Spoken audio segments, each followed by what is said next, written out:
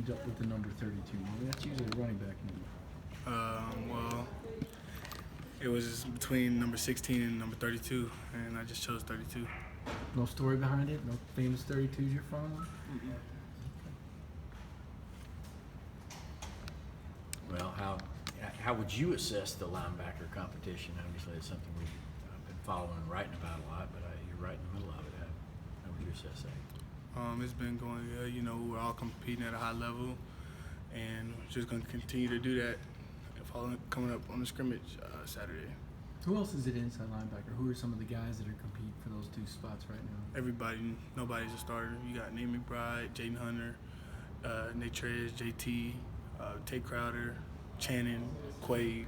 So everybody's competing. Could it be a situation where different guys are on the field against different offensive packages? I mean, I don't know. You'd have to ask Coach Smart. Monty, is it a big deal for you that you start the opener? I just want to help the team in the best way I can. Comes to those young guys, those two young guys. What have you seen out of those two freshmen? I know they kind of got in here a little later than you did when you were a freshman. They're smart, quite big, and they're learning and they're physical. Where does Channing fall into that? He's not quite as big, right, as Quay, but not as small as for lack of a better word, that you want.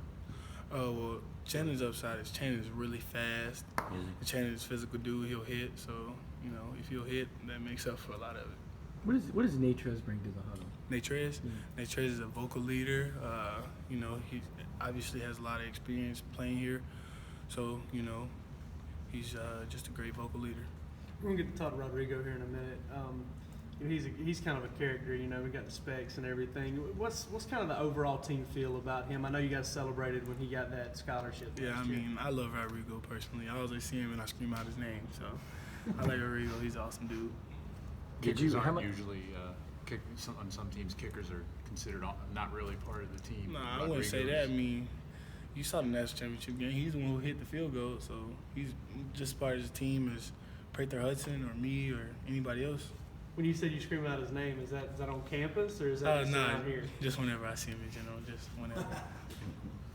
It's hard to remember that. I mean, he was a guy that was really fighting just for a scholarship this time last year, and then he became so dependable. Has it gotten to where you guys, when you see 98 trotting out there for a kick, you just expect him to make it no matter?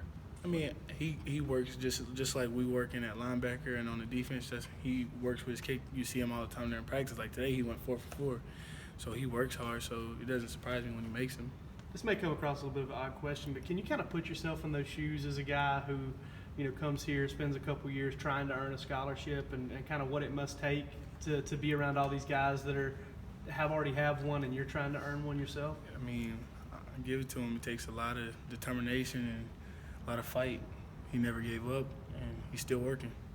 Turn it back towards the defense a little bit. The last scrimmage, there were some big runs by the running backs. What was going on there? Was it running fit problems or Nah, it wasn't running fit problems. Just defense. You know, we got to get better on our techniques, and if we get those techniques right, we can prevent those big runs. Now, as far as I know, you guys compete every day, but do you look forward to the next scrimmage? I mean, is it a kind of a defense-offense thing where you guys want to try and win today? Yeah, of course I want to win. I don't want to see Brian Heron, Holyfield, or Swift run for 60 yards on the play, not against us. So. Is that what happened last time? Yeah, Holyfield broke loose. How is you are in a good position to assess the running back situation. Have you been impressed with what George is bringing to the table? All those running backs.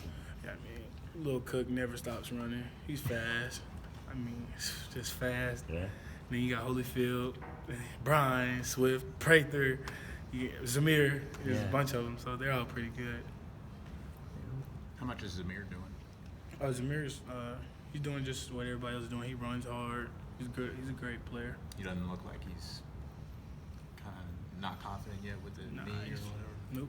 He seems pretty confident. How quickly did you guys welcome those running backs? Seems like it's always kind of a rite of passage for those freshmen the first time they collide with a linebacker like you or one of those other guys. That happened pretty early in fall camp. Yeah, I mean, welcome just like when I got here, I was welcome. So it's not a big difference. You kind of lit up about Cook. I guess the only practice we've really seen all of was the open practice, and he had a lot of big plays in that within the passing game. Is that something he just kind of brings to the table with that speed and ability to catch the football? And how tough is it for you to a guy to have to cover him at the back? Yeah, I mean, it's tough. Like, and I've never played against a running back like Cook before. He has his own little style that he has, and it's very, like, unique.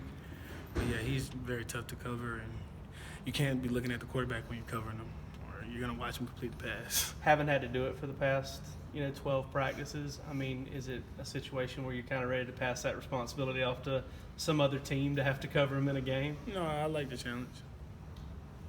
Did you guys, was Roquan hanging out with you guys a good bit during his holdout? Was he in town? Yeah, he was here in the training room doing treatment.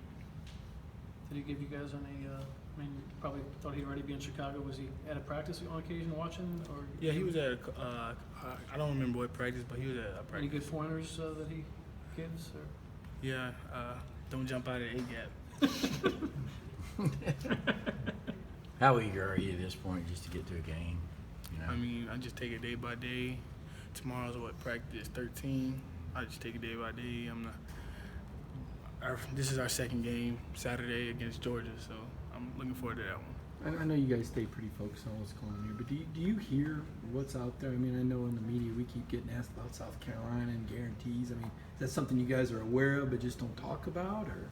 To be honest, I'm not really aware of it. I don't look at that kind of stuff, so. You talked about some of those freshmen. I mean, being one of the older guys at the linebacker position now, how have you kind of tried to help them get acclimated and be a leader? Well, I know how frustrating it is to, like, when you first get in and you're learning the defense because you're a linebacker and you're expected to make all the calls. And I remember when I first got out there, like, sometimes when I wouldn't even say anything, I would just look. So I know how frustrating it is. So I try to keep Channing and Quay, I try to tell them, like, it's just all a part of the process. It'll get better. Monty, what would be a good season for this football program? To be the best team we can be. That's it? Are you doing Mike or Will more? Actually, I'm doing Mike and Will. Mike and Will. You don't play one of them more than the other at this point? You know, we mix and stuff. We do different rotations. We play with different guys. So I could be playing Mike one day or Will one day just so you can learn. Because let's say someone got hurt and I had to play Money. Well, I need to learn. I need to know how to play it. So.